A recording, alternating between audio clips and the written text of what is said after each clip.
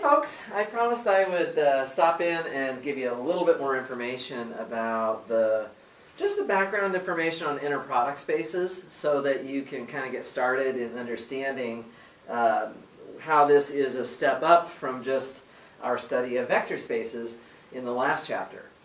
Remember that the whole idea of this inner product construction is that we're going to try to equip our vector space V with some geometry insights, with some geometric concepts. And to do that, we have to have an inner product. An inner product on that vector space is really just an assignment of a number to every pair of vectors. So if I take two vectors in my vector space, I can calculate their inner product by using an inner product formula that somebody is going to give us. It could be the regular dot product if we're talking about vectors in Rn. It could just be the dot product that we've been familiar with from previous courses. But it doesn't have to be that. Our vectors might not be traditional vectors in Rn. We might have polynomials or functions or something like that. And so we have to be open to other ways of defining this inner product. However, no matter what our inner product is, no matter what our vectors look like, the inner product has to obey these four axioms, A, B, C, and D, that I've put on the board. Okay? I already went through this list with you before. I just wanted to remind you again, when you take the inner product of two vectors, you're going to assign a number to that pair. If you choose to take the same vector twice, the number that you assign has to be at least 0. That's one of our requirements. And it can only be equal to 0 for the 0 vector itself. So for any non-zero vector, the inner product of the vector with itself has to be strictly positive. Okay? The order in which we take this pair, x and y, doesn't matter. So I can switch the order. That's what condition B is requiring. Condition C tells me that I can factor constants out from the first vector in the pair. And condition D tells me that I can distribute a plus sign if it occurs within the first entry in the pair that you're taking the inner product of. Okay, so these are the four axioms. Now, there are other properties that you can now deduce from these axioms. For instance, both properties C and D also work with respect to the second vector in the pair. So I've put these down here as star and double star. I can factor a constant. You look here at the beginning. I can factor a constant out from the second slot in the same way that I can factor a constant out from the first slot. And this is just the little proof that you can do that. Essentially, you just switch the order of the two vectors by using property B, then you pull the constant out by using property C, and then you switch the two vectors back again. All right? So this is a new additional property above and beyond the axioms that we have in the list in this box up here. Same thing for the fourth axiom. If I have two vectors added together as the second component of my pair right here, well, I can first switch the order of the two components. Then I can use property D to split up the plus sign. And then I can switch them both back again. So in that way, the C and the D, both of those properties, work in both the first and the second slot. Okay.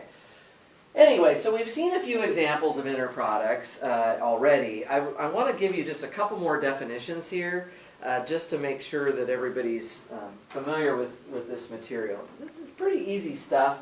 Let me just tell you about the length of a vector. So this is a definition here. You could say that the length, and that's also called the norm, and it's also called the magnitude. So the length or the norm or the magnitude of a vector V is it's simply going to be, we use this double absolute value bar notation for this. And the way it's calculated is you take the square root of the norm, of the inner product of the vector with itself. Now notice that the inner product of a vector with itself is always at least 0. So that means that the norm of my vector, I can take the square root of this quantity because what's underneath that radical is always at least 0. We're not taking the square root of a negative number here. So this is a very useful formula. And it will sometimes be written, we will sometimes see the usefulness of just looking at it from this perspective without the square root on it. So if I take the inner product of a vector with itself, I get the norm squared of my vector. Okay? So for example, let's just do a quick example. I'm going to erase these properties here. Just want to show you a quick example of this. Let's suppose that I take v to be c of 0, 1. Okay, and I'm going to define my inner product in what is a fairly standard way, the integral from 0 to 1 of f of x, g of x, dx. Okay? Let's figure out the norm of e to the x. All right? So the length of that vector within this vector space. Okay? So of course I have my formula. It's just the square root of the inner product of e to the x with itself. Okay? So I have to calculate that inner product now. Let me come back over here. So this is the square root of, well, I'm going to be doing the integration from 0 to 1, right, of e to the x times e to the x. Well, e to the x times e to the x is just e to the 2x.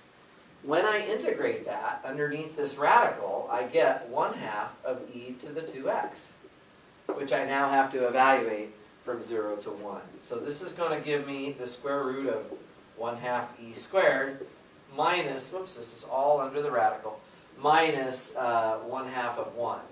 So it would just be that, okay? So there's the length or the norm of the vector e to the x right there. Okay, so just to show you a quick example of that. Okay, if I'm going too fast, just put me on pause and study what I've got up here.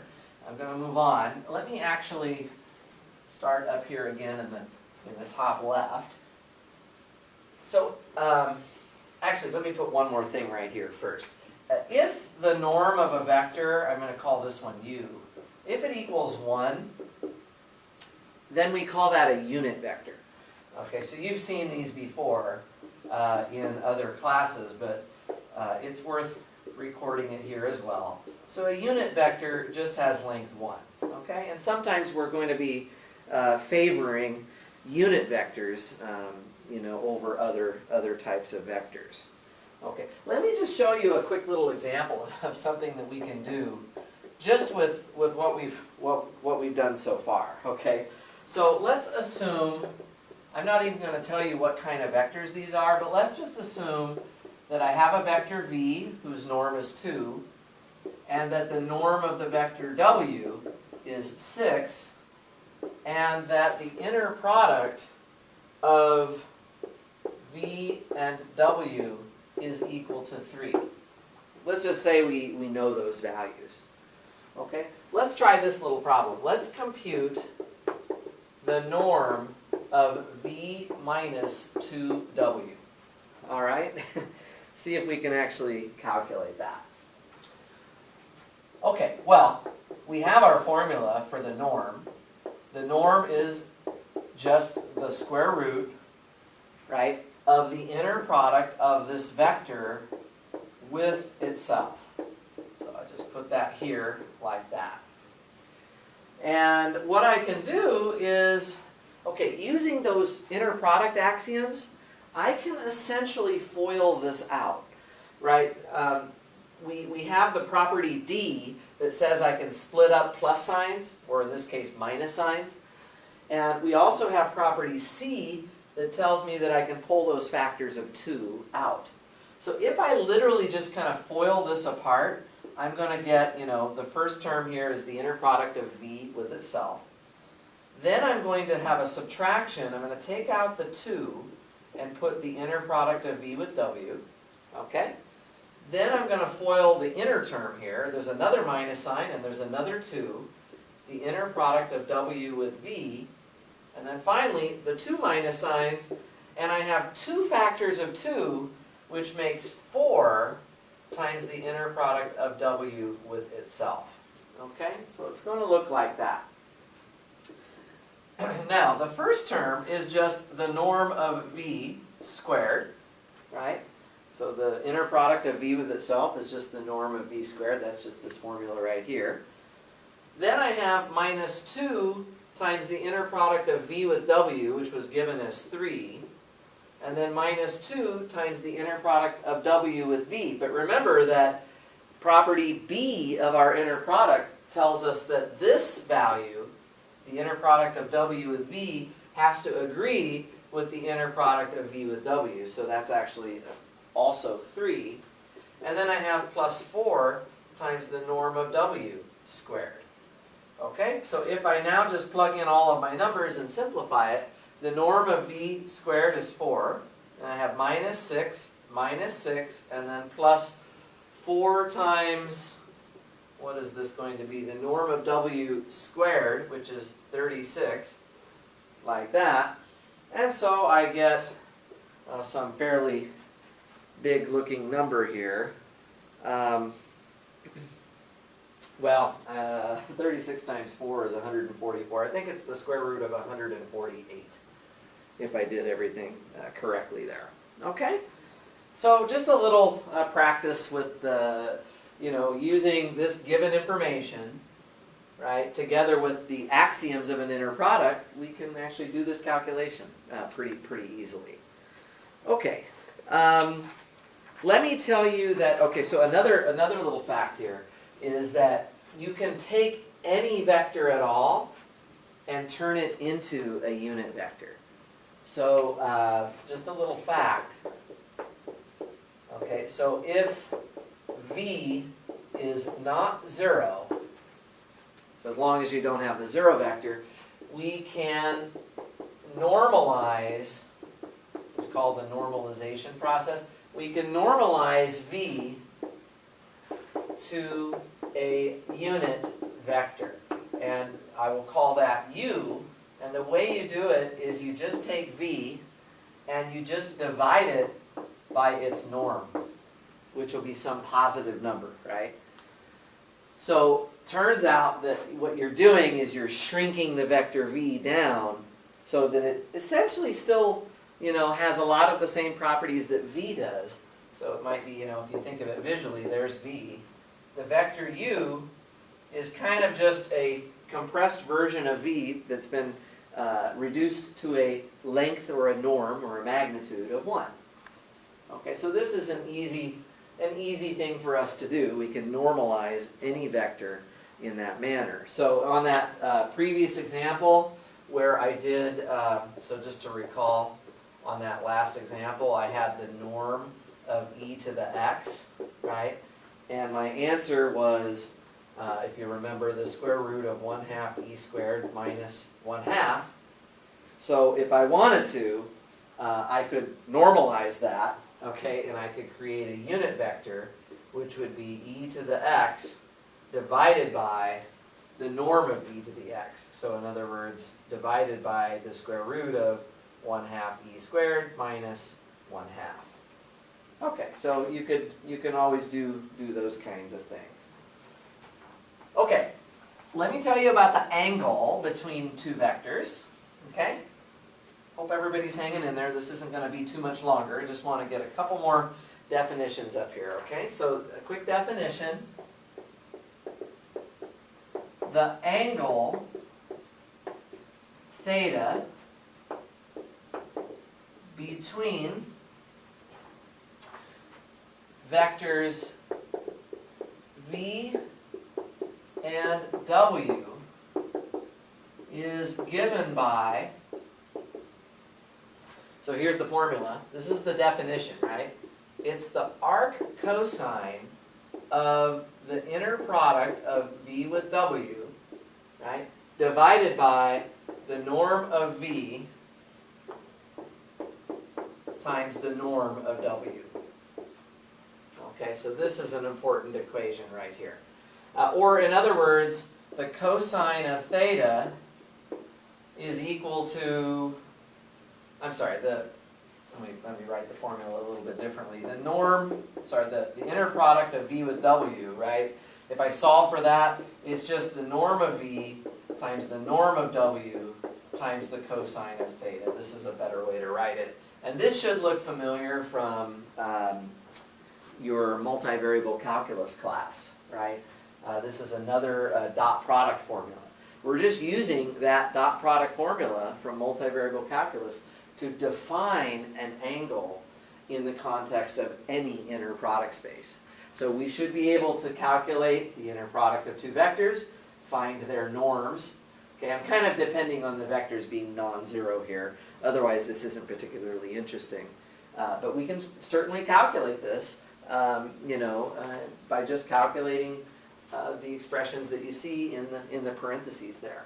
Now, you might be a little bit nervous because you can't take the arc cosine of a number that's bigger than 1 or smaller than -1. But fortunately, it turns out that in this fraction right here, the denominator is always at least as big as the numerator. So in other words, the absolute value of the inner product of V with W is always at most, we're not going to need this fact very much. This is not really something that you need to worry about too much, but I just want to make the point here that this arc cosine function really is going to make sense, because what you've got is you've got a numerator that is smaller than the denominator. So the fraction is less than 1. In particular, it's between -1 and 1, and I can take the arc cosine of that and come up with theta. Okay? Obviously, the actual angle is going to depend on what my inner product formula is. Right? Remember, we have to be given an inner product in order to do all these calculations here. So, the answer that you get for theta is going to change if you change your inner product, right? So that's just something else to keep in mind. From this information here, we can already, prove little things like, so I'll show you, for example, something that you've probably known for quite a long time, which we can now show is true in any inner product space, which is the triangle inequality. All that says is that the norm of the sum of two vectors, okay, is less than or equal to the sum of the norms.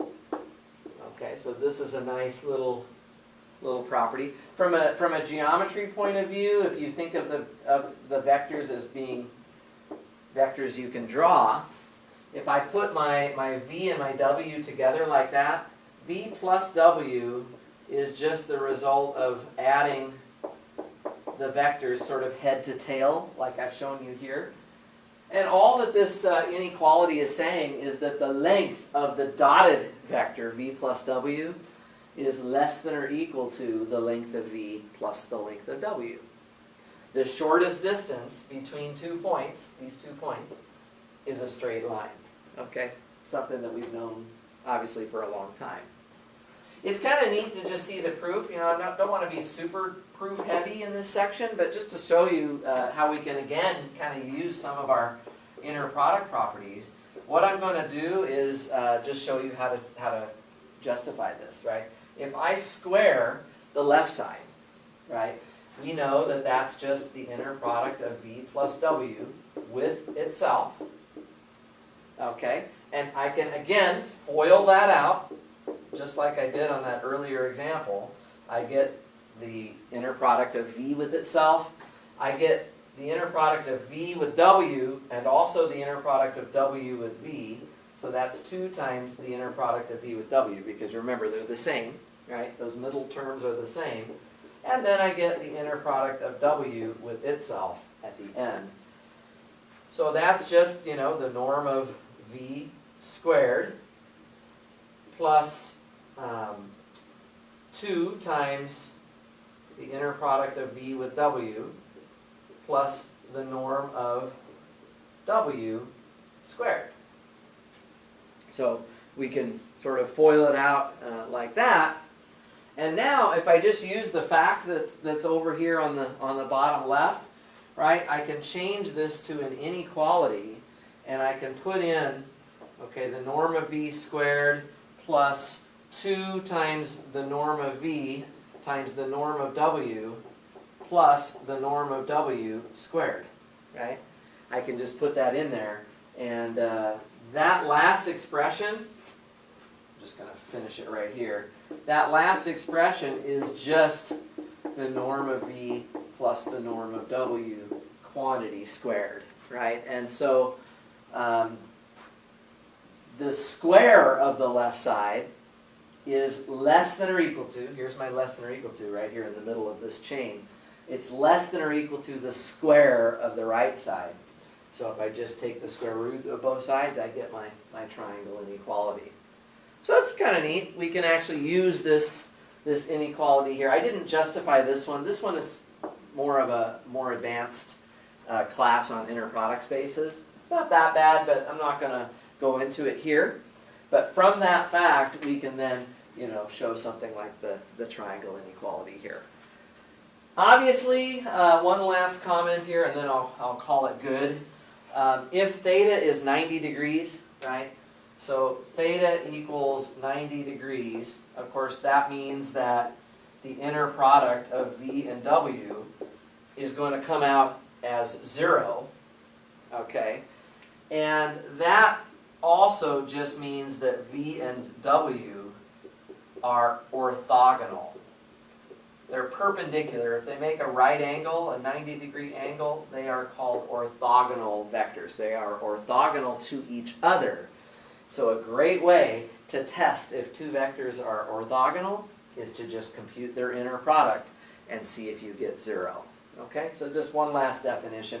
We're going to talk a lot more next time we get together about orthogonal sets of vectors. And so I won't go into it anymore right here. Just wanted to give you a little bit more of that basic background information on inner products, inner product spaces. Keep working with the axioms. Make sure you learn them, practice them. Look at examples of things that do work as inner products, things that don't work as inner products, and some of the computational problems that you can do. Be able to find norms of vectors, angles between vectors, and so on. Hope this was useful. I'll be happy to answer questions, kind of go over it again in a little bit more detail if we need to do so. But at least for now, this is a start. Thanks so much for watching, guys. I'll see you soon.